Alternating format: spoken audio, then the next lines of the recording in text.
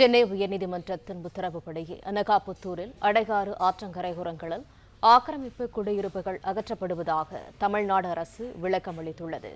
கூடுதல் தகவல்களை தருகிறார் எமது செய்தியாளர் ராஜகுமரன். வணக்கம், விவரங்கள் என்ன? அடையாறு நதியை சீரமைப்பதற்கான பணிகள் நடைபெற்றுக் கொண்டிருக்கின்றன. கரைகளை பலப்படுத்தி நிலப்பகுதிகளுக்குள் கழிவுநீர் உட்புகுவதை தடுக்கக்கூடிய வகையிலாக இந்த அடையாறு நதி சீரமைப்பு பணிகள் நடைபெற்று வரும் நிலையில் அதை ஒட்டி இருக்கக்கூடிய அனகாபுத்தூர் பகுதி மக்கள் அதற்கு எதிர்ப்பு தெரிவித்திருக்கின்றார்கள். இந்த நிலையில்தான் உயர்நீதிமன்றத்தினுடைய அறிவுறுத்தல் படியே இந்த நடவடிக்கைகள் மேற்கொள்ளப்பட்டு வருவதாக தமிழ்நாடு அரசினுடைய விளக்கத்தில் குறிப்பிடப்பட்டிருக்கின்றது.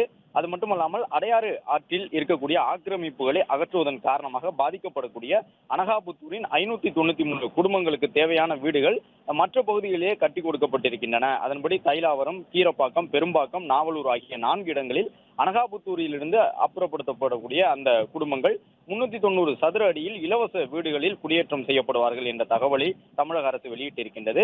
5 இடங்களில் வசித்து வரக்கூடிய இந்த குடும்பத்தினருக்கு 390 சதுர அடி பரப்பளவில் அனைத்து வசதிகளுடன் கூடிய வீடுகள் தமிழ்நாடு நகர்ப்புற வாழ்விட மேம்பாட்டு வாரியத்தின் மூலமாக கட்டித்தரப்படுகின்றது என்றும் குறிப்பிட்டிருக்கின்றார்கள்.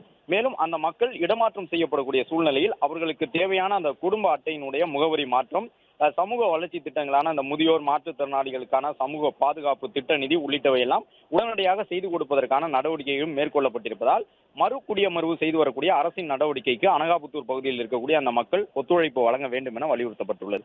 பிளே ஸ்டோர் மற்றும் ஆப் ஸ்டோரில் இருந்து பாலிமர் செயலியை QR கோடு மூலம் பதிவிறக்கம் செய்யுங்கள்.